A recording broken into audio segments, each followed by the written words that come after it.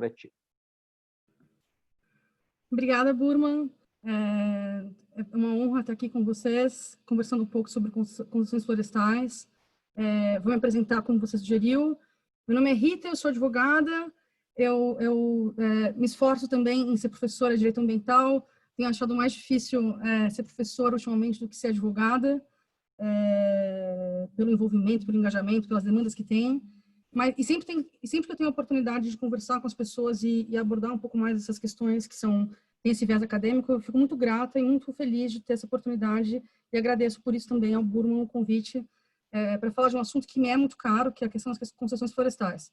Eu fiz, e aí para tentar contextualizar por que eu me interesso por esse assunto e por que eu acho que esse é um assunto relevante sob o ponto de vista das questões ambientais, não é?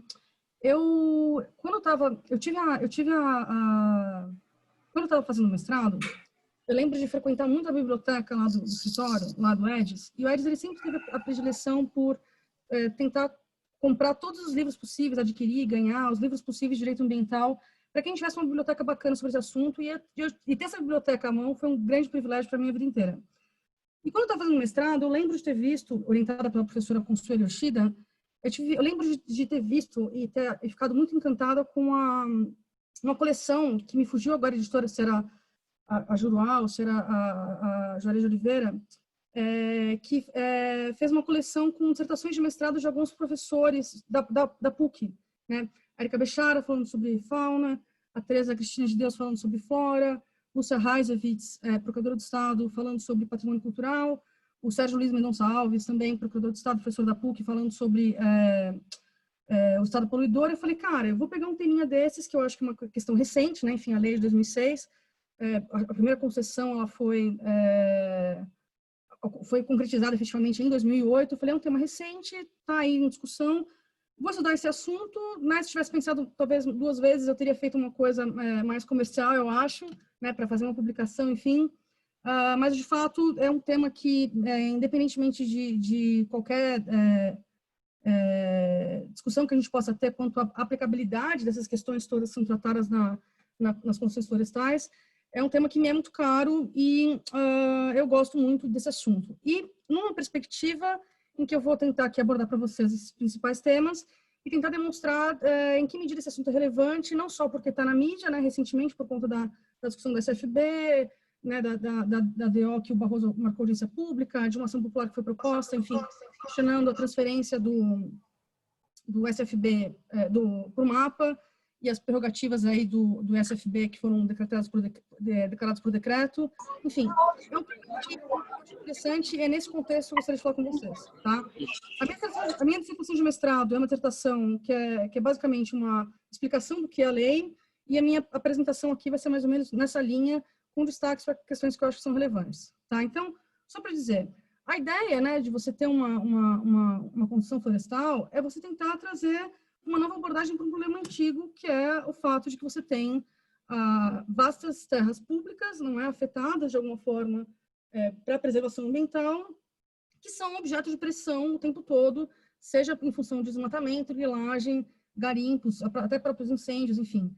E o fato de que você não tem recursos suficientes para propiciar aí que haja uma gestão adequada e uma fiscalização adequada dessas áreas. E são áreas muito, muito extensas, né? A gente tem, então, só para ter uma orientação,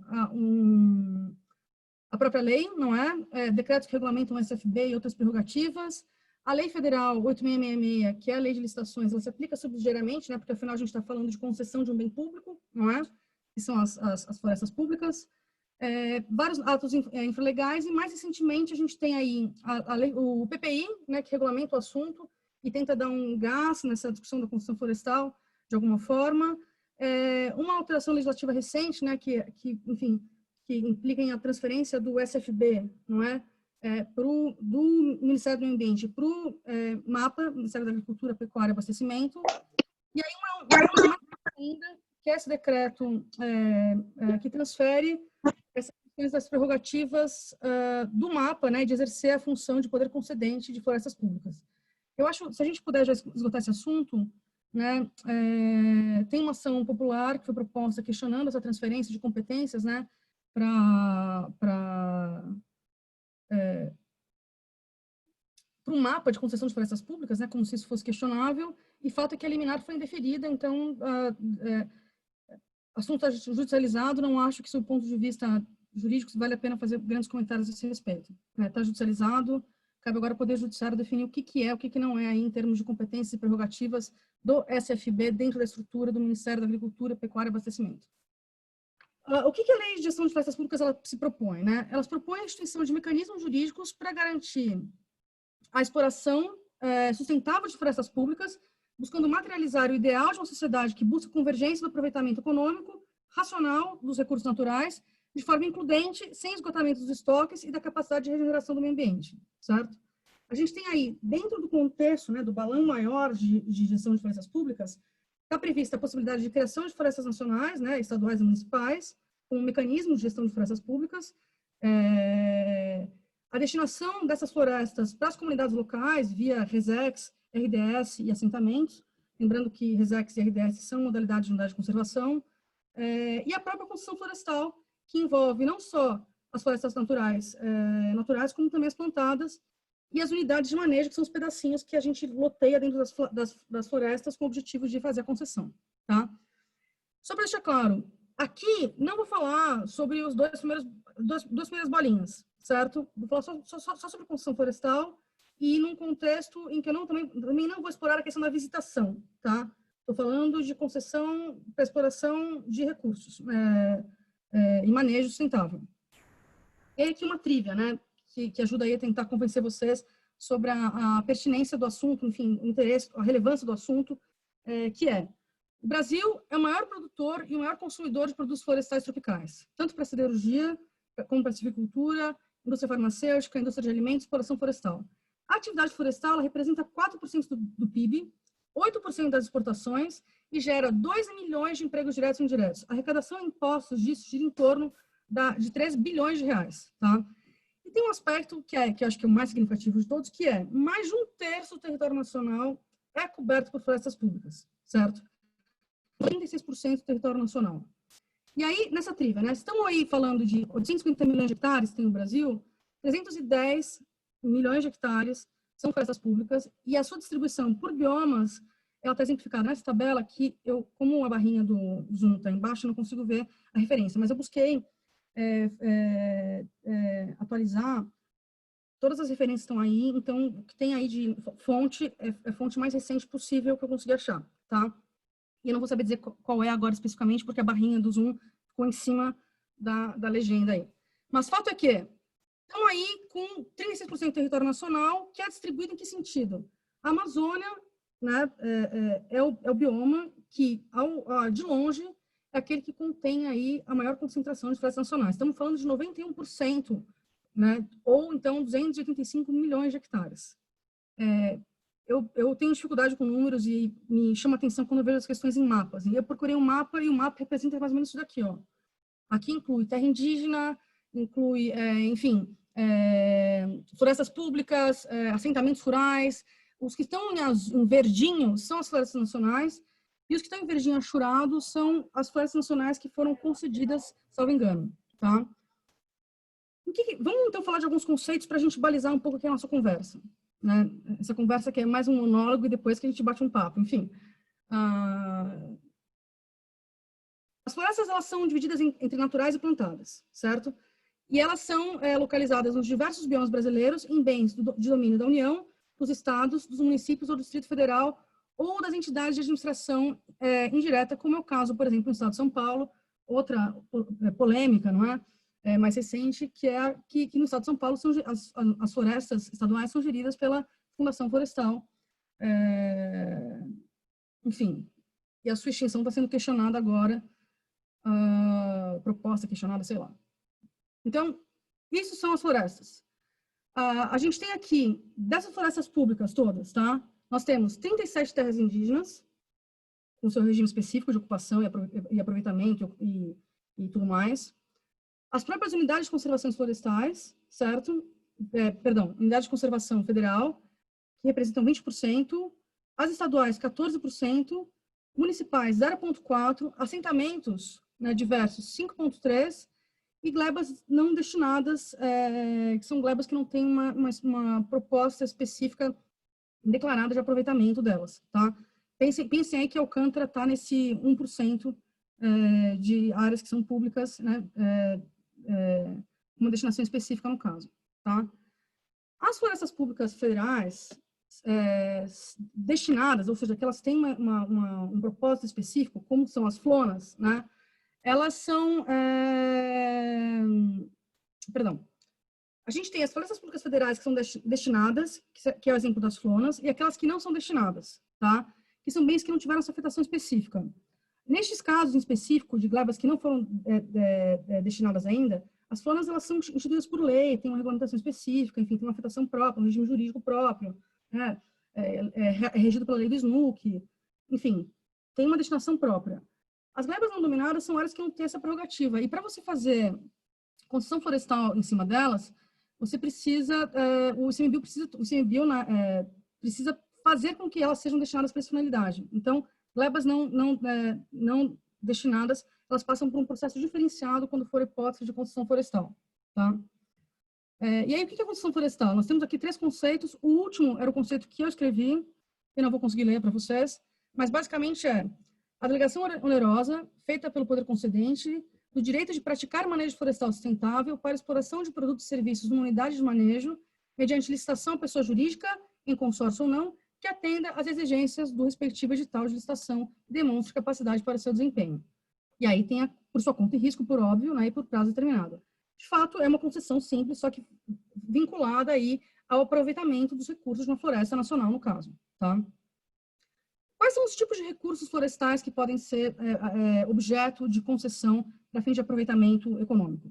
A gente tem os produtos florestais, que são os produtos madeireiros e não madeireiros, como os óleos, frutos, sementes, folhas, raízes, etc., gerados pelo manejo florestal sustentável da área, e os serviços florestais, que são, por exemplo, turismo e outras ações que possam ser realizadas e que não sejam provenientes de uma atividade que caracterize um produto florestal, certo? E aí, um comentário breve, né? Quando você tem um edital, se não me engano, só um parque de canela, que é uma flor pequenininha, é que recentemente está sendo destinada e sendo objeto de um processo de concessão, de licitação, para fazer atividade de turismo. As que são realizadas na região norte do país, elas basicamente têm por objetivo a concessão para fins de geração de produtos florestais e não serviços, tá? Aqui o que eu me recordo agora é essa de canela, que é recente, que tem por objetivo específico, né, precipo o desempenho da atividade de turismo mediante concessão florestal. E manejo florestal sustentável. Eu não vou ficar me aprofundando nisso, mas basicamente você não pode fazer uma exploração do meio ambiente de forma que os produtos que você está se aproveitando, se utilizando, se extingua, né? Existe uma racionalidade, um cuidado, um saber envolvido na exploração florestal que precisa ser considerado para que esse manejo seja sustentável. Não pode haver o perecimento do bem que está sendo objeto de concessão. E aí, por conta disso, você deve imaginar, quem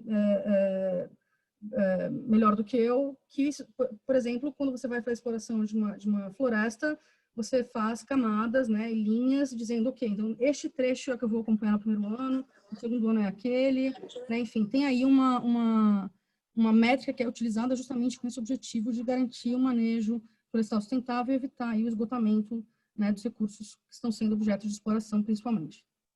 E quem que é aqui na concessão florestal? A gente tem o órgão gestor, que é o Serviço Florestal Brasileiro, e por conta disso também,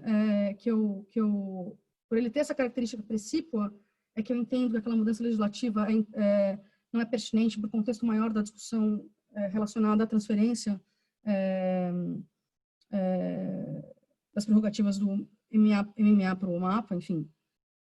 O poder concedente, que é a União, Estados, Municípios e Distrito Federal, ou seja, quem é o titular do bem, não é isso? Estamos falando de um bem de domínio público, um espaço territorial, enfim.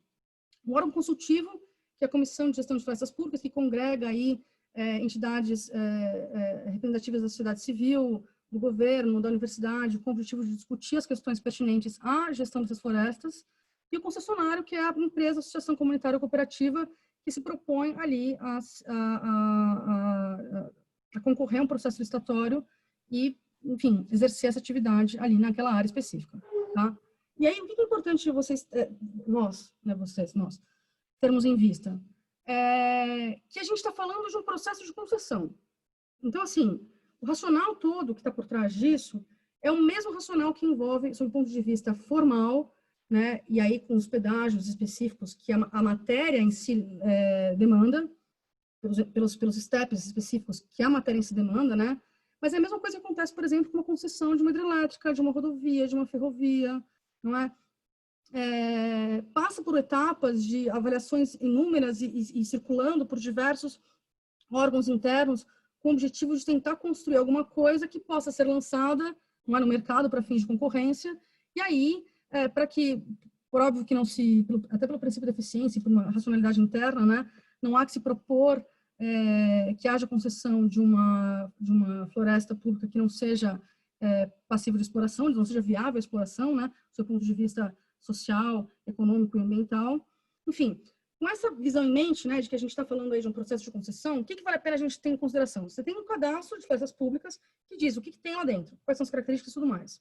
E aí, todo ano, o SFB, né, independente de onde ele estiver, cabe a ele elaborar o plano anual de outorga florestal com o objetivo de verificar o que dá para colocar na praça, não é? E aí, nessa fase específica, se você tem uma floresta nacional, por exemplo, que tenha sido objeto de plano de manejo, depois de alcançadas, superadas, enfim, cumpridas as etapas necessárias, você pode fazer o lançamento do pré-edital por conta da previsão específica no plano de manejo de que é possível, né, você fazer a concessão florestal, é prevista a concessão florestal nessa unidade de conservação, não é, que está sendo considerada, e aí é publicado o pré-edital, tem a consulta e as agências públicas para tentar entender como é que a coisa funciona, aí, ao final dessa etapa, é publicado o edital. Quando a gente está discutindo uma unidade de conservação, né, que não conta com plano de manejo, né, a concessão de um pedacinho de uma unidade de conservação, no caso uma flona, né, ou uma flota, o que é que seja, que não tenha plano de manejo, é necessária a realização aí de um licenciamento ambiental e a emissão de uma licença prévia a cargo também do poder concedente, e aí lembrando que isso não é diferente do que acontece, por exemplo, com as hidrelétricas, certo? E também, acho que, se não me engano, acontece também com as rodovias.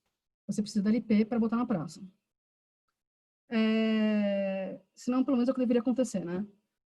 Para ninguém ser surpreendido com novidades. Bom, superada aquela etapa preliminar, vamos para a fase de habilitação, e aí aquela questão de envelope, melhor técnica, melhor preço, julgamento das propostas, assinatura do contrato, aí é que é elaborado o plano de manejo florestal sustentável, né, que é o documento que vai, em tese, imagina, quem é que vai fazer uma concessão, vai participar de uma concessão, vai botar dinheiro, tempo, engenho na participação de um negócio em que você não tenha um plano de manejo pré-elaborado, pré-concebido, dizendo como é que você faria para se aproveitar economicamente daquilo ali. Você tem informações preliminares, mas, efetivamente, a exigência de refinamento, de validação do PMFS é uma condição para a emissão da LO e aí começar a exploração efetivamente.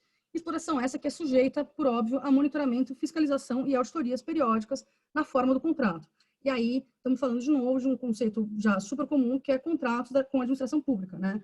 Não tem muito que inventar a roda, está tudo regulamentado há muito tempo já. O que é o PAOF, então, né? O PAOF acho que eu já falei sobre esse assunto, para não ficar repetitivo, vou passar. Burman, eu falo bastante e falo rápido, me avisa quando estiver faltando 15 minutos, estou com medo de não dar tempo de vocês fazerem perguntas, se tiverem perguntas, e também não dá tempo de eu concluir o que eu estou falando aqui. Bom, aqui acho entrada relevante, talvez um comentário, né? Enfim, quando eu tenho a sorte de ter vários amigos, né, que atuam na área ambiental e que fazem questionamentos o tempo todo, né, que estimulam a nossa reflexão. E aí, conversando com alguns desses amigos que participam quando eu participo do evento, escuta, essa história de o que você acha das oitivas, mas como é que você pensa das oitivas? Só um pouquinho, filha. E aí, ouvindo sobre isso das audiências perdão, veja assim. Quando ele me questionou sobre a efetividade da audiência pública, ele mandou um texto, eu li esse texto.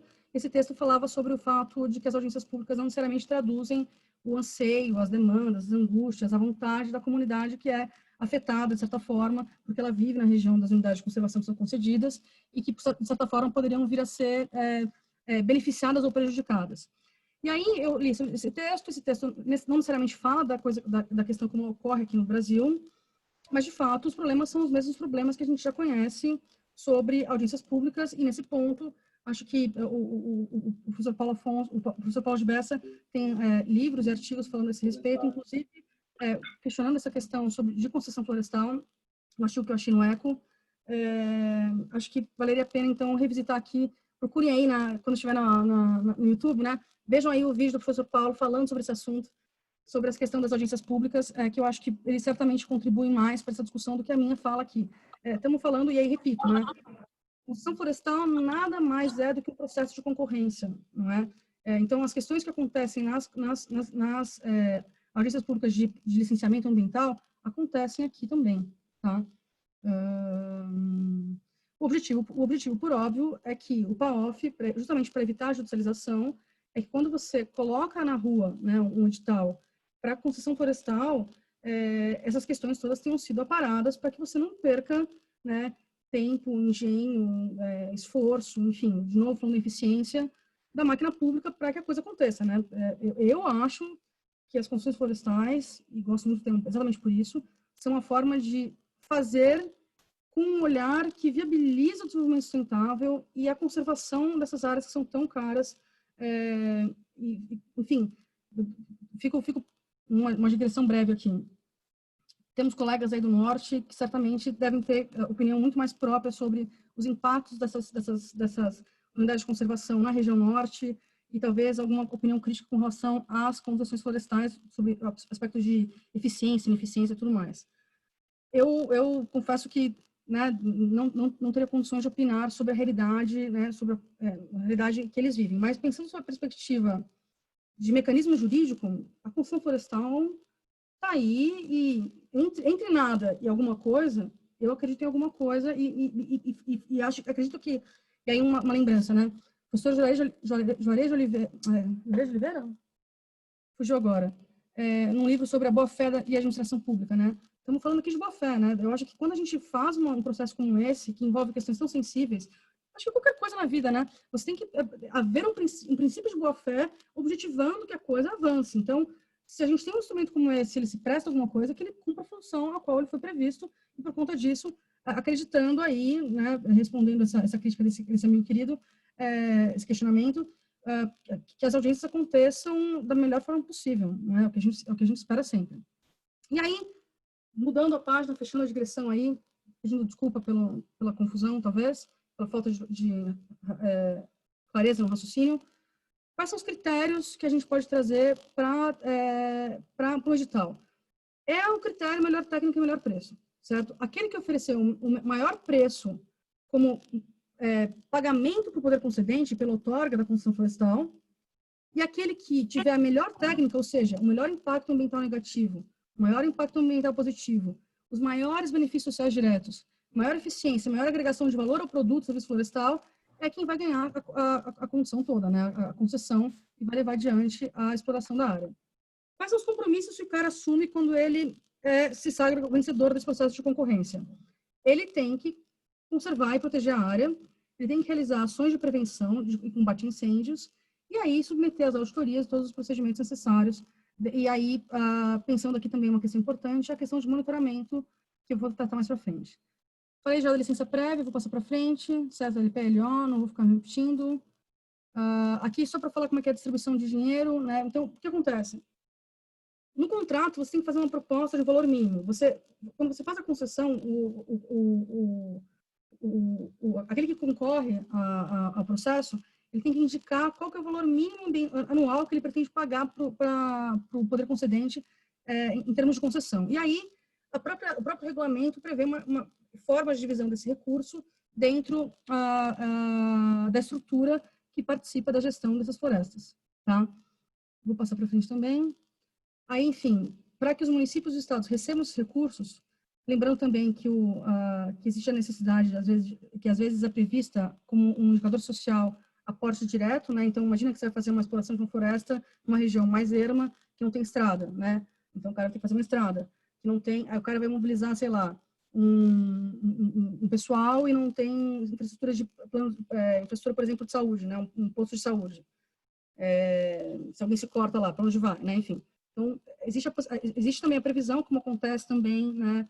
Uma medida de endereçamento dos impactos gerados pela atividade de uma contrapartida que é indicada no contrato e que ela revisa de tempos em tempos e ela é justificável, né? Você tem que justificar a demanda para ter aí o oferecimento, a contrapartida. Pois bem, os estados e os municípios eles só recebem esse recurso se eles tiverem infraestrutura de meio ambiente. Precisa ter conselho, precisa ter lei, né? Precisa ter tudo organizadinho, secretaria, para que isso aconteça também com outras formas de repartição de benefícios provenientes de diversas esferas ambientais. Se não me engano, a compensação ambiental também tem essa exigência, tá? E aí também tem toda uma burocracia de validação dos valores. O município recebe um recurso carimbado, né? Então, ele executa aquilo que ele foi, para aquela finalidade que ele obteve esse repasse, e aí ele entrega e tem uma auditoria, tem uma fiscalização e uma validação, uma chancela a respeito disso daí, tá? Aí uma questão que eu acho muito legal, que é também uma amiga querida, Letícia, eu vi que ela estava aí, ela me questionou, escutei essa questão do monitoramento, né, do DOF, enfim. Antes a coisa era meio frouxa e falsificações, enfim. A gente tem no escritório algumas ações relacionadas às antigas, como é que era? A NTF, não me recordo agora, o antigo DOF. A gente tem ainda ações questionando a validade dessas autorizações que eram concedidas antes do DOF. Eu imagino que, e aí falando com a Letícia, eu comentei, né? Cara, eu acho que evoluiu bastante, assim, em termos de tecnologia. Por óbvio, né? Sempre que alguém tiver interesse em fraudar um sistema, o povo é criativo, né? Mas, em princípio, existe uma cadeia de custódia bem delimitada, e essa figurinha que tem escrito SCC é um aplicativo que eu tentei usar e não tem informações atualizadas, mas, aparentemente, nesse lugarzinho aqui, ó, consultar a rastreabilidade da madeira por QR Code, ele funciona bem, certo? Essa cadeia de custódia, ela envolve o mapeamento, certo, da árvore na floresta até o consumo ou a exportação. Você tem como acompanhar essa cadeia se você quiser, se houver interesse. E aí as questões de monitoramento, né? Você tem e pensando que uma das coisas que eu acho que são super relevantes da concessão florestal é porque o cara que é titular da concessão, ele é obrigado a fiscalizar aquilo que está ali. Ele não tem poder de polícia, mas ele tem tecnologia, ele tem obrigação. Se ele deixar de cumprir a obrigação, ele é responsabilizado. Se alguém invade, se alguém bota fogo, se alguém faz garimpo, se alguém corta a vegetação, bota fogo, passa correntão, ele responde, certo? A concessão é dele. Então, o que acontece?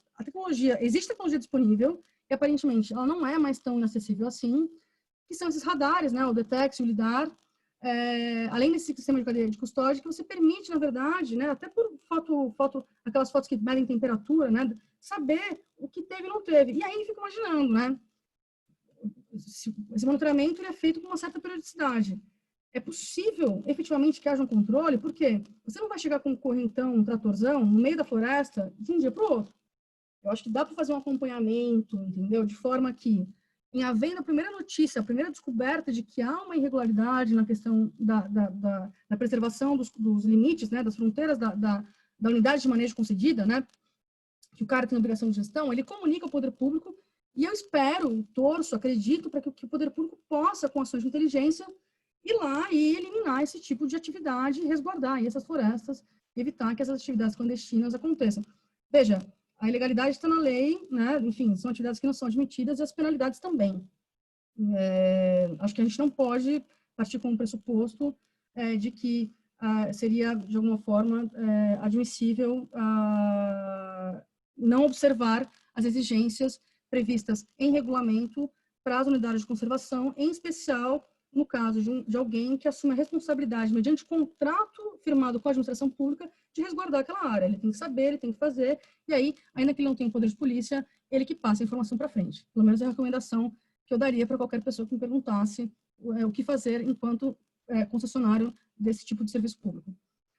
Aí, aspectos importantes. Não dá para ter subconcessão. tá? Você não pode chamar um cara para fazer um pedacinho da atividade. A transferência de controle acionário depende de anuência do poder concedente, certo? E aí, o prazo para exploração de produtos florestais é de acordo com o ciclo de colheita ou exploração, no mínimo um ciclo e no máximo 40 anos. Eu sei que, por exemplo, o eucalipto, é o que eu sei de cabeça, aparentemente são 7 anos, né? Então, se fosse uma árvore cujo ciclo é 7 anos, você teria ali, fazer uma conta aí, 40 dividido por 7, são o número de ciclos que o cara poderia aproveitar. E aí, coisas importantes que eu acho que são mais do que batidas, e aí uma deferência a uma discussão que eu lembrei, né, pesquisando esse assunto, né. Maria Silvia Zenaldi Pietro falou sobre esse assunto já, Thiago Marrara, o próprio professor Paulo Gilberto Antunes, a Juliana Santilli, já enfrentaram, eu lembro de ter falado com a Alice Serpa também, que era da SFB, procuradora federal, tem alguns aspectos relacionados à natureza desse contrato, que por conta ele não ser uma inovação, né, ele não surgiu do nada, ele tem um arcabouço bem compreendido de contrato público, né.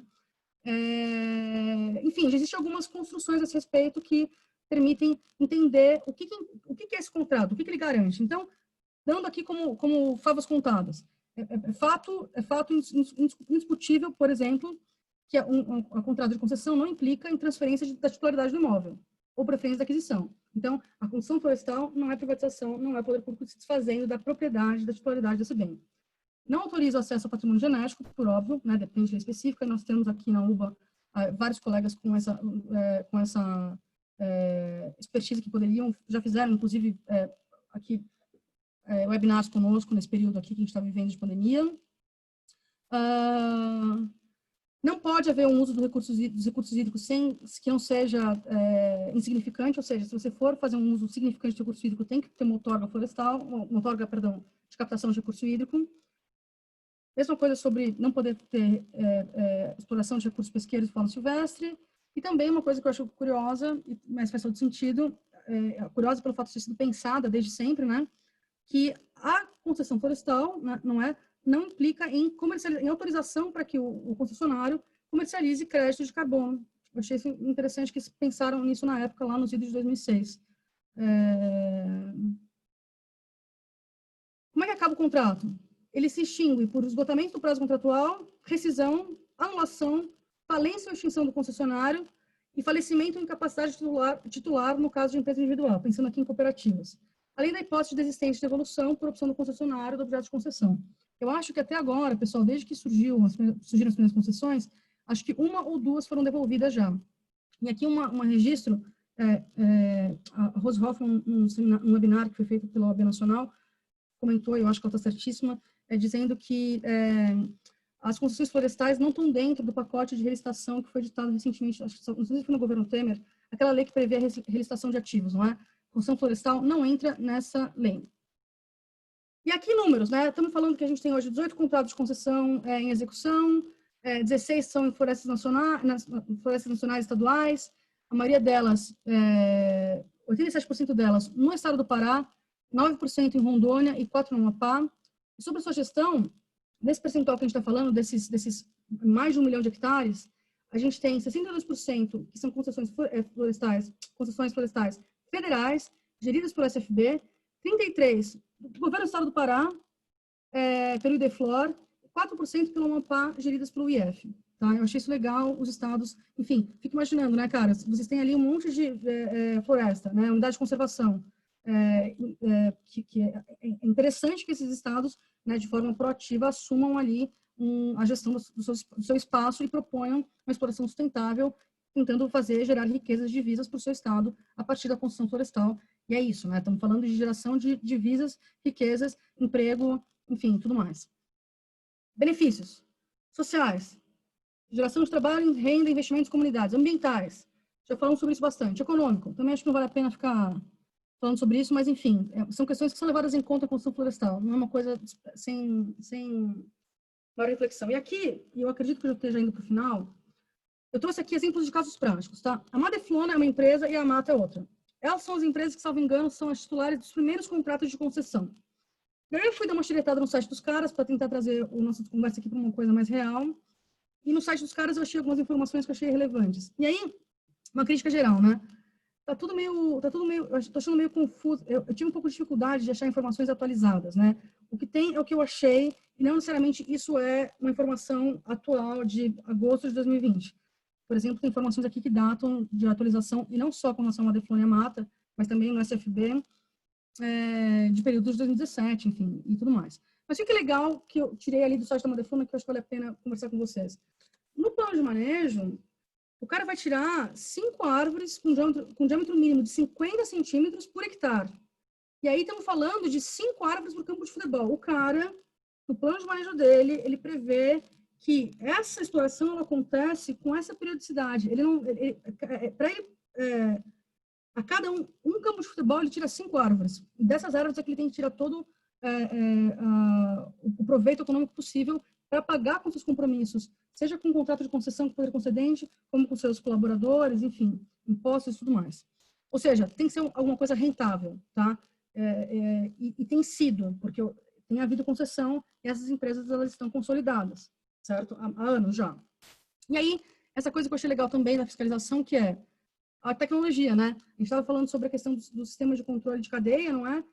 Para fins de monitoramento, e o fato de que você tem drones hoje, e aí essa referência que eu achei no site também da Madeflona, que cada drone que ela tem lá, sei lá quantos drones, sobrevivendo 6 horas, faz o trabalho que uma equipe de 6 técnicos leva 15 dias para realizar. 15 técnicos andando, percorrendo lá dentro, lembra que o cara não vai fazer acesso de carro, né? É a pé. Um drone faz isso em 6 horas. Isso para mim é muito significativo e mais um motivo que me deixa bastante, me leva a ser entusiasta da concessão de florestas públicas para fins de gestão de territórios vastos, como são esses que a gente tem aí na região amazônica. A Mata, também uma empresa consolidada, ela diz que ela faz esse monitoramento com essas tecnologias super, e ela tem a capacidade de, com essa tecnologia, identificar se houve ou não houve extração ilegal. E aí ela coloca no relatório dela, que ela divulga, né, que ela reporta essas irregularidades às autoridades competentes, buscando aí. Imagina que tem ali não é uma reintegração de posse, né, mas imagina que até isso pode acontecer. Ela tem que tomar as providências jurídicas cabíveis para tentar restabelecer ali o seu controle, ou no mínimo garantir ali que ela não vai ser responsabilizada por um ato de terceiro, e por conta disso, esse monitoramento é de suma importância. E imagino que, pelo avanço da tecnologia e pela concorrência de iniciativas, não deva ser algo extorsivo ao ponto de não ser passível de ser puxado e pensado e incluído o valor dele numa proposta de valor de concessão florestal, né? Quando você vai fazer um contrato, você bota o valor, você vai colocar esse custo do drone junto na conta, não é? E aí, então, comentando aqui, casos práticos, análise. E aí, esse Eric Schultz, essas outras pessoas que estão aqui, fizeram um estudo bacana, eu achei muito bacana mesmo, porque eles compilaram várias informações de vários exemplos, eles investigaram o que aconteceu em termos de construção florestal, em termos nacionais e internacionais, e trouxe pontos positivos, e aqui ele trouxe suas críticas, mas eu aqui vou fazer um destaque para os pontos positivos e conclusões, e críticas, na verdade, no seguinte sentido. De fato, comprovadamente você tem uma redução de taxa de desmatamento em área onde você tem a construção florestal. Tipo, é inexorável, sabe? Indisputável. De outro lado, ele falou, o relatório, esse estudo conclui algo que também não custa falar, não é? Apesar de ter uma certa obviedade, que é preciso você tentar fazer melhorias, né? O processo de concessão é um processo administrativo complexo, não é? Que envolve várias etapas. E eu imagino que a instituição do PPI, né, a inclusão da construção florestal dentro do PPI, tem por objetivo também tentar conferir algum tipo de maior eficiência, né, nos processos, por óbvio, respeitando aí todos os direitos e etapas legais do procedimento como um todo. Mas, enfim, existe aí espaço para aprimoramento, por óbvio, do processo de concessão de florestas públicas. Aí aqui, os casos práticos, né? O cara, ele coloca assim, que tipo de entrave já vivemos, não é? O primeiro foi a discussão quanto à necessidade de autorização do Congresso Nacional para concessão de áreas que ultrapassassem 2 mil hectares, agora 2 mil hectares, vou colocar aqui. Não sei se são 2 milhões, sou péssima de unidade de medida. Um outro tema que foi questionado, participação pública, né, que não teria sido observada a participação pública, isso teria causado algum tipo de impedimento aí a melhor operacionalização do processo e a observância das salvaguardas necessárias para o processo, né? Por exemplo, não identificou a comunidade tradicional direito, desentendimento entre as comunidades. Teve gente, por exemplo, que teve um caso mais recente, enfim, o TCU também foi envolvido numa hora, né? Morosidade para obtenção dos documentos, enfim. Mais recente agora, eu vi que me fugiu agora qual que é a unidade de manejo que era concedida, mas eu vi que o processo de 2018 foi reaberto agora recentemente por conta de uma sentença proferida no mandado de segurança, dizendo que a empresa, enfim, teria o direito de, não poderia ter sido excluída do certame porque ela apresentou o envelope errado lá e aí, no final das contas, voltou atrás o processo, voltaram 2 casas para trás, tendo sido considerada que essa troca de envelope aí não seria suficiente para macular e justificar a sua exclusão do certame. E aí, esses são entraves que acontecem de tempos em tempos. Aparentemente, agora, na discussão, na audiência pública da Gleba Castanho, também teve uma discussão relacionada à garantia de participação da comunidade e na audiência pública. Enfim, gente, é processo de licitação, né? Acontece com energia, acontece com recurso hídrico, acontece com ferrovia. É complicado. Estamos aí para tentar construir caminhos, construir pontes, né? Nem sejam entre pessoas, para tentar tirar o melhor da situação e conseguir alcançar os objetivos que a lei se destina, objetivos que eu, reitero, considero super nobres.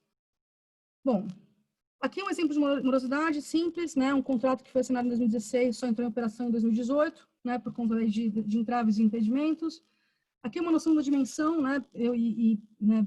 Isso serve mais para mim, eu acho, para vocês, para eu ter uma noção do que a gente está falando. Estamos ali olhando o estado do Pará, onde é que era a flona de Cachoanã, onde é que era o pedacinho que eles estavam discutindo ali a possibilidade de fazer concessão e quais eram as 3 unidades de manejo. Então, olhando aí, levantando a lupa, é isso que a gente enxerga em termos de território e de unidades de manejo que estão sendo exploradas para essa finalidade específica de construção florestal. Aí, cenários, né? E estou acabando já. O PAOF de 2020 ele elegia quase 4 milhões de hectares para construção florestal. Nem preciso dizer que o PAOF, as construções florestais andam meio paradas nesse ano de 2020, por razões mais do que óbvias. Andando aí com alguma dificuldade, não é? O PAOF de 2021 já está em fase de consulta pública, e ele foi colocado agora em junho para a consulta pública dele. Não tem registro de que ela tenha sido concluída, mas também existe uma expectativa de ampliação das construções florestais. Daí já tentando encaminhar. Isso eu tirei de um levantamento que, se não me engano, foi uma Flora e o WWF que fizeram. Está nesse link aí. Se você tiver 20 milhões de hectares concedidos, você tem um aumento de 3,3 bilhões no PIB brasileiro. Você vai arrecadar impostos na ordem de 250 milhões. Vai gerar 160 mil empregos diretos e indiretos. E aqui você tem um potencial de repartição de receitas, né? E veja, receita é aquela do valor mínimo anual, né? De ordens milionárias para todos os órgãos ambientais, e eu imagino que isso vai ser revertido em prol da eficiência do Sistema, né, Nacional do Meio Ambiente. Acho isso de bom tom. Agora, o que está na bola da vez é a Flona de Humaitá, são unidades ali dentro, é a Gleba de Castanho e a Floresta de Quiri, com as suas medidas específicas aqui. O PPI, ele coloca, ele faz e aí esse webinar que eu assisti há uns tempos atrás, participou lá, enfim, Rose Hoffman, foi organizado pela B Nacional, enfim, Marina Gadelha e a Lácio Savim também participou via São Paulo. O que a gente tem aqui? Eles fazem a seguinte avaliação. Entre 2010 e 2019, 69 milhões foram arrecadados com construção florestal, certo? Se você faz um olhar para 2022, a ideia é que seja ampliada em 3 vezes a área concedida. Então, existe uma expectativa maior de que as coisas fluam de melhor forma possível. E aí, para fechar um pouco, né, já para a apresentação, para a gente se olhar aqui, né? Eu vejo com bons olhos, sempre vi com bons olhos a construção florestal. Eu acho que é um caminho, que ele encontra raízes em noções jurídicas muito arraigadas no nosso ordenamento jurídico, com estruturas que são sólidas, com mecanismos que são bem estabelecidos e que ela tem como dar certo. Eu confesso que aposto nisso como uma alternativa viável. Eu sou entusiasta da conservação florestal, tenho uma pequena parte numa RPPN com amigos pensando em conservação em terras privadas, mas vejo também que a conservação em florestas públicas, já que pensando em meio ambiente, a chance de você desconstituir uma unidade de conservação como uma floresta nacional depende de lei, não é? E sem contar uma discussão com relação à própria violação do princípio da vedação do retrocesso, não é isso? Temos aí que considerar que, na ausência de alternativa, a construção florestal, estabelecida desde 2006, é um mecanismo que pode tentar trazer algum benefício, alguma melhoria, principalmente em termos de fiscalização e monitoramento desses espaços territoriais imensos que nós temos, especialmente na região norte do país. E aí, saúdo e agradeço e peço licença para os amigos do Norte por falar de forma tão aberta sobre questões que eles certamente têm mais propriedade para falar do que eu, mas enfim, essa é a minha opinião a esse respeito. Agradeço a todos pela participação, aos amigos, à família, e é isso. Muito obrigada, estou à disposição. Burman, vou parar aqui de compartilhar. Ótimo, Rita, muito obrigado. Foi excelente, né? Acho que com toda a tua capacidade de síntese, né, de um tema tão profundo, acho que foi excelente mesmo, né? E todo mundo participando aqui, acho que deve ter adorado a tua fala. Fica à disposição aí, pessoal. Eu vi que tinha uma pergunta, mas a Lourdes tinha feito a pergunta, mas daí depois falou que já estava respondida. E aí fico perguntando aí se alguém quer fazer alguma manifestação, questionamento, né? Fiquem à vontade para se manifestar neste momento, por favor.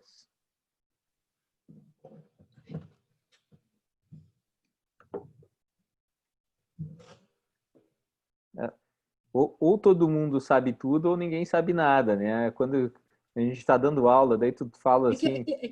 Acho que eu falei tão rápido. Eu estou meio atordoada ainda. Aí tu chega, termina a explicação toda, tem alguma pergunta, daí todo mundo fica aquele silêncio, né? Ou todo mundo entendeu muito bem, ou ninguém entendeu nada. A gente sempre fala... Eu posso mais na segunda, apesar de achar que de fato é um tema que... Pelo contrário, foi excelente. Eu acho que tem uma delícia, sabe? Ele não tem... Eu acho que é um tema que tenha... eu acho um tema que é uma delícia de estudar, uma delícia de pensar, e eu sou entusiasta da construção florestal, e torço muito para que esses processos aconteçam da melhor forma possível. Imagina, tudo bem, tem discussões, podemos tentar trazer para um assunto que é mais, talvez, interessante, né? Existem outras formas de você pensar em aproveitar essas terras todas, essas florestas públicas todas, né? Terras indígenas e tudo mais. Pensando aí em atividades mais rentáveis, porém mais impactantes, né? Fico pensando, cara, se for esperar o Congresso Nacional discutir uma lei para aprovar a mineração em terra indígena, vamos tentar correr com concessão do que já tem, sabe? Pense em fiscalização, né? Me questiona muito me passa muito a construção florestal como uma alternativa já estabelecida não para evitar esse tipo de embate, mas para tentar, pelo menos, criar oportunidades enquanto outros embates são travados, sabe? Não vou entrar no mérito se são pertinentes ou não essas questões, mas eu acho que buscar esse caminho a partir de uma trilha estabelecida é algo super válido, né? Sei lá, sou suspeita demais para falar.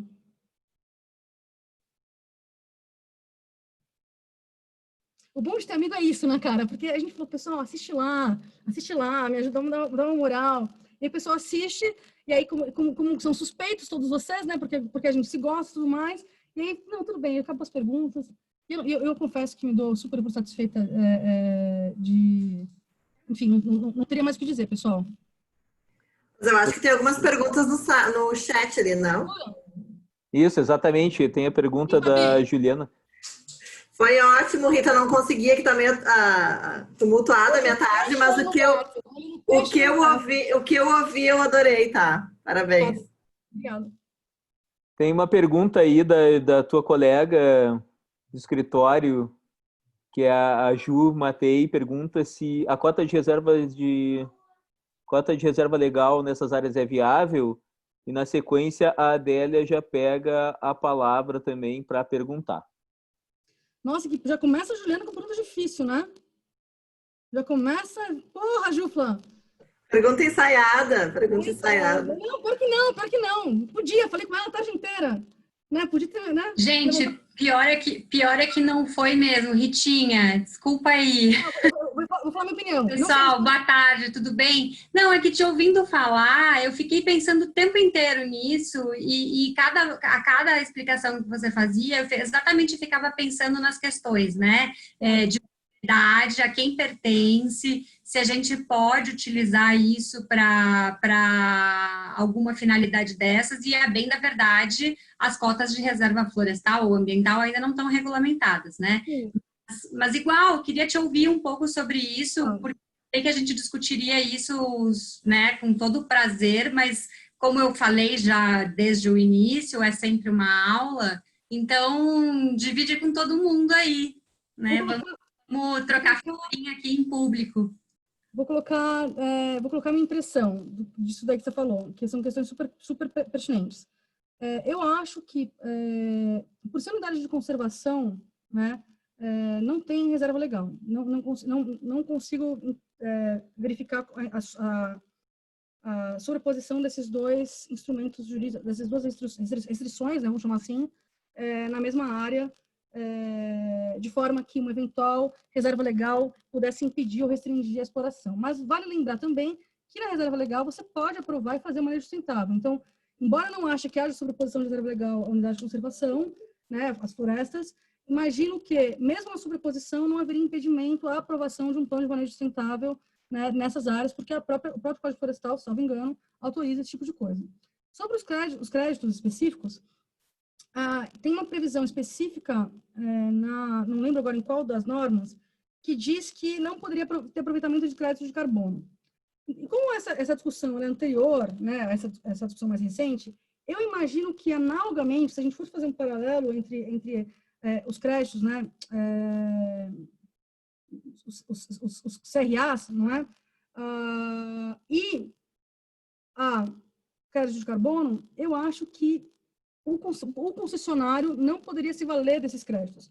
Se tivesse algum tipo de regulamentação que permitisse o aproveitamento desses créditos, ele seria feito em benefício do poder concedente. E mais uma questão que me passou na cabeça a esse respeito. O poder concedente... Fugiu, Juflão, não sei mais.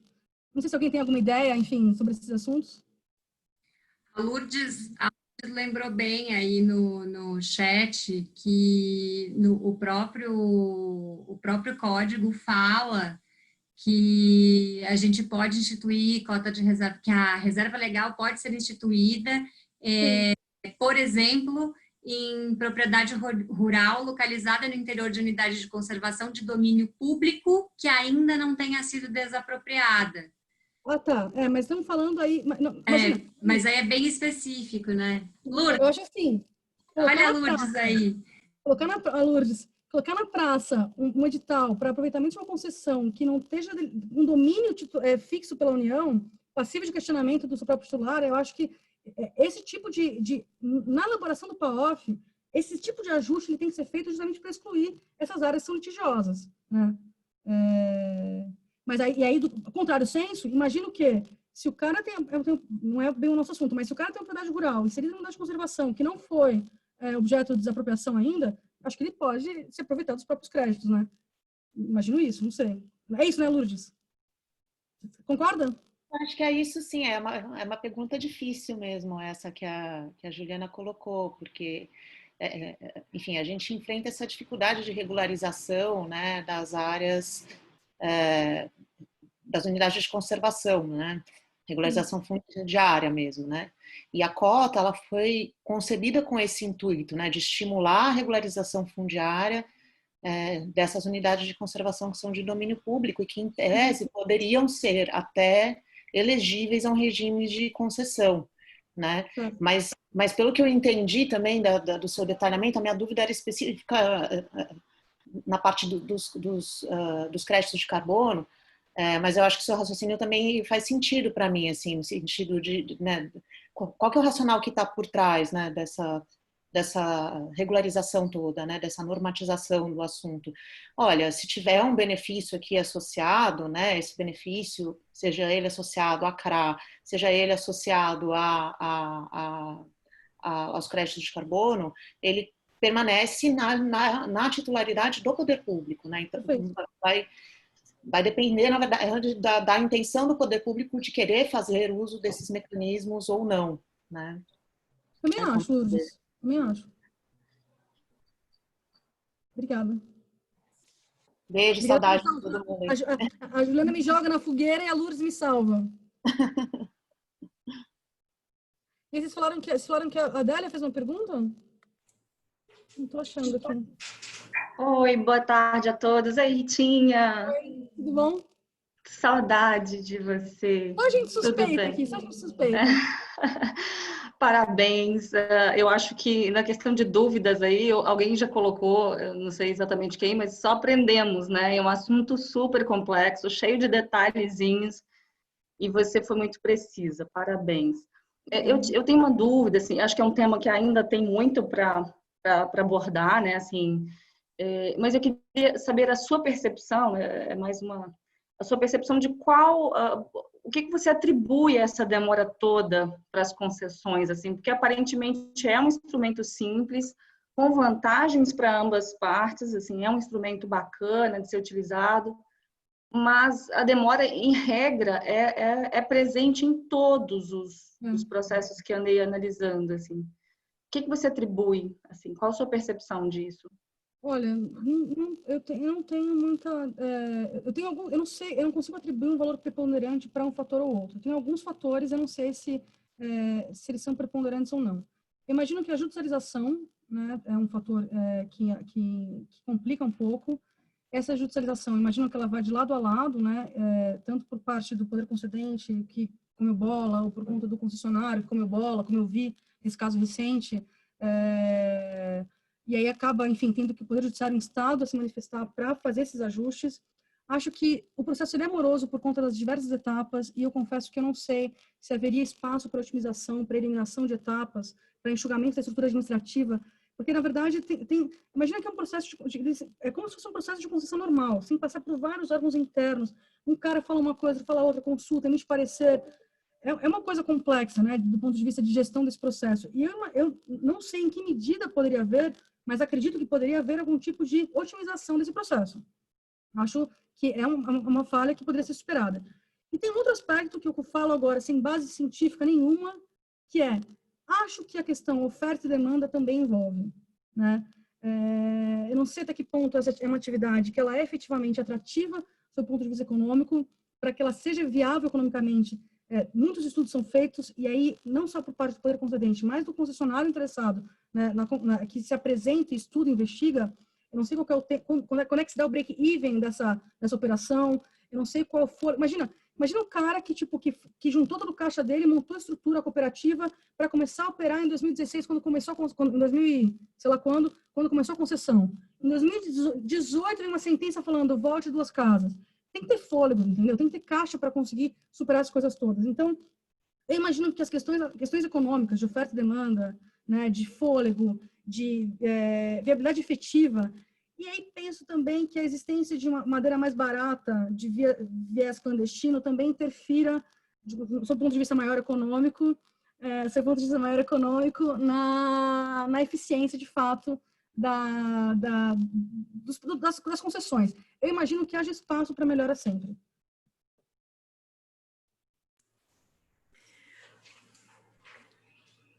Só gente linda aqui, é isso, gente linda. Tem outra fã sua aqui também, tentando aprender um pouquinho. Manda um beijo para ela. Pessoal, não sei se o Alexandre está aí ainda, mas ele teve que sair aqui, pediu para eu assumir os trabalhos por enquanto, então eu vou tentar aqui fazer o trabalho de mediadora, pelo menos no final dessa apresentação. Rita, eu estou percorrendo aqui os comentários e eu vi que tem um questionamento do Ruberval, acho que tu não chegaste a responder, né? Não vi. é lá da 5,52, ele coloca assim, o que deve ser feito para fomentar a questão dos serviços ambientais nas concessões, exemplo turismo. Outro ponto, os coprodutos gerados a partir da retirada da madeira, como ter um melhor aproveitamento disso, visto o grande desperdício hoje. Tá, Se ele tu deve ter queres mais comentar. conhecimento de causa, ele deve ter mais conhecimento de causa do que eu. Olhando primeiro o segundo assunto, depois o primeiro. Os materiais que podem ser aproveitados na concessão, eles estão previstos em edital e no contrato, né? Eu imagino que ele deve estar falando do fato de que existe um subaproveitamento do que tem ali e poderia ser explorado de uma forma mais rentável. Eu acho que tem a ver com essa questão que eu comentei há pouco do valor agregado, né? Eu acho que a tora, né, é muito mais rentável. E aí você pensando, né? O cara está fazendo ali, estudando, sabendo como é que ele faz para parar em pé o projeto dele de exploração dessa área. Eu imagino que valeria mais a pena ele investir, né? Colaboradores, gente, cortando uma tora de árvore 5 toras de árvore a cada campo de futebol, do que ter ali um monte de gente fazendo essa coleta desses produtos, enfim. Eu acho que tem não sei se eu entendi a pergunta direito, imagino que seja isso, mas imagino que a falta que o mau aproveitamento, o subaproveitamento, ou até o desperdício, né, desses recursos, porque eles estão lá, eles podem apodrecer se não forem aproveitados, né, tem a ver com o valor agregado, tá? Chute enorme meu a esse respeito.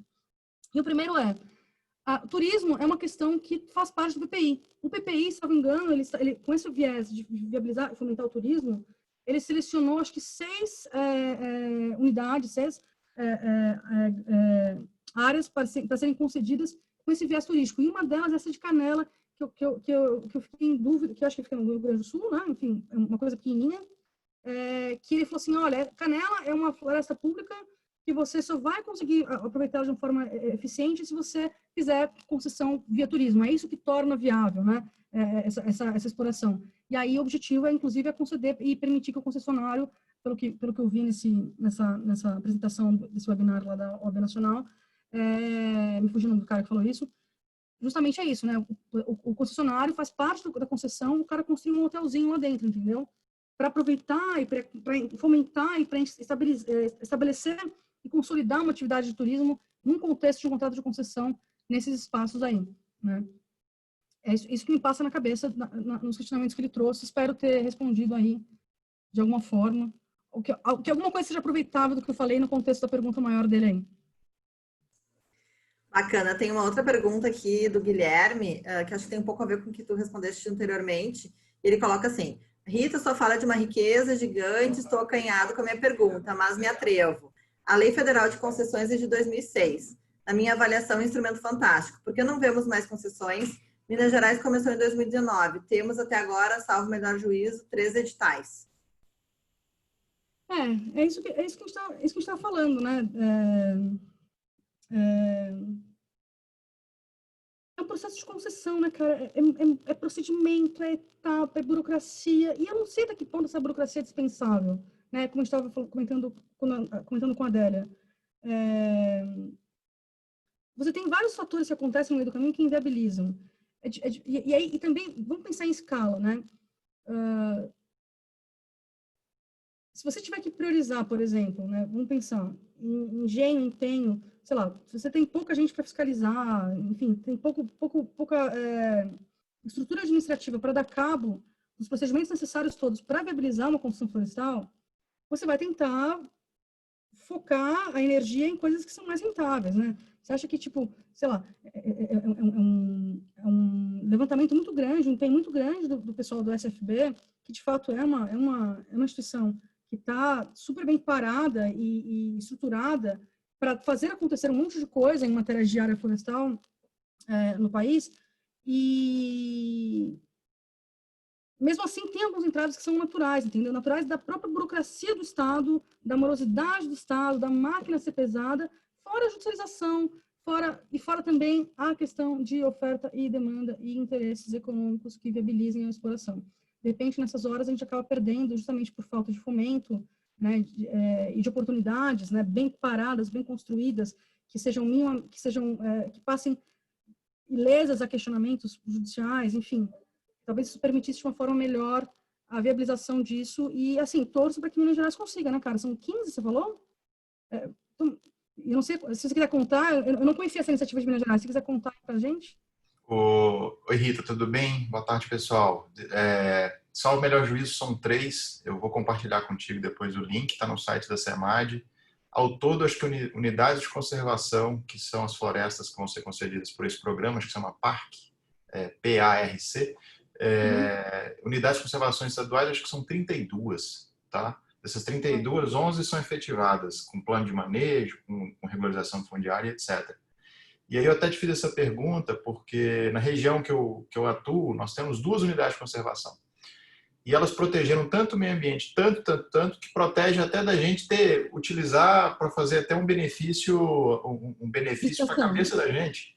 Então, assim, eu pergunto porque se você coloca uma iniciativa dessa de concessão dessas UCs, dessas florestas, você tem uma oportunidade de utilização e de renda para o Estado também, porque hoje elas só dão despesas, o Estado não aporta nenhum recurso na regularização ambiental, não faz nada. Então, eu te fiz essa provocação, eu acho também, me atrevo a dizer, que tem um comportamento político que os políticos não estão nem aí para um programa dessa magnitude. Mas, enfim... É pouco dinheiro para muito trabalho, eu acho. A geração de recursos, a geração de divisas, de arrecadação, ela é significativa, mas não tanto quanto outras iniciativas. Eu acho que falta, de fato, um interesse político maior em fazer acontecer isso daí, porque dá um trabalhão e não necessariamente o retorno ele é, enfim, o desejado, né? Para que haja um retorno, precisa consolidar efetivamente a atividade, né, de construção florestal. E é isso que a gente está vendo agora, né? Estamos aí já há 14 anos com a lei posta e tentando aí recolher os frutos das primeiras concessões. Obrigada, Guilherme. Não sei também se politicamente não tem um certo ranço relacionado ao assunto, né? Pode ser. É mais ou menos como o Interracano, assim, no primeiro juízo parece que não é algo muito interessante, né? Talvez também tenha alguma coisa por aí. E outras prioridades, né? E outra, vamos pensar assim, e aí, né, o protagonismo da região norte não dá conta disso, né? Eles têm outras demandas lá também, né? A gente olha, sei lá, na minha perspectiva assim, autocentrada aqui, né, urbana, enfim, imagina a realidade dos caras de lá, né? Eles devem ter outras prioridades, né? E fico pensando, ok, vamos fazer algumas concessões, vão dar certo. Quem é que está fazendo a exploração aqui, né? Enfim, eu acho que os caras, quem tem as maiores áreas, né, que precisa dar cabo de algum tipo de exploração e que de certa forma tem esse pioneirismo, é quem pode efetivamente dizer e contar para a gente dessas dificuldades todas, né? O que é vantagem, o que não é, por que vale a pena, não vale. Eu acho que vale a pena. E acho que no final das contas valerá a pena para todo mundo. Mas é muito trabalho, entendeu? É trabalhoso demais pelo volume de recursos que gera a construção florestal. Eu torço para que, principalmente na perspectiva de monitoramento, gente, imagina desonerar o estado de monitoramento, sabe? Meu, você tá, né? Vamos melhorar todos os índices ESG da vida, sabe? Vamos melhorar a ranking na bolsa, sei lá. Eu acho que a gente pode pensar, se esse é o futuro, não é isso? Se esse é o futuro, vamos aproveitar o que a gente já tem e tentar capitalizar isso daí. Melhorar, enfim, desonerar o estado e tudo mais. Isso, sei lá. Muito bem, pessoal. Alguém tem mais algum questionamento? Fica aberta aí a palavra, senão vou retomar para a Rita, então, fazer os encaminhamentos finais para a gente encerrar o nosso bate-papo de hoje. Acho que podemos encerrar, então, Rita. Não tivemos nenhum novo voluntário. Tá certo. Pessoal, mais uma vez, obrigada a você, Fabi, ao Burman, a todos vocês, queridos amigos, pela oportunidade de conversar sobre esse assunto que me é tão caro, que eu gosto tanto. Agradecer pela audiência, pela paciência, pelo tempo de vocês. E se alguém no futuro se interessar por assistir esse vídeo no YouTube, né, agradeço também a você, né, pelo seu tempo e dedicação.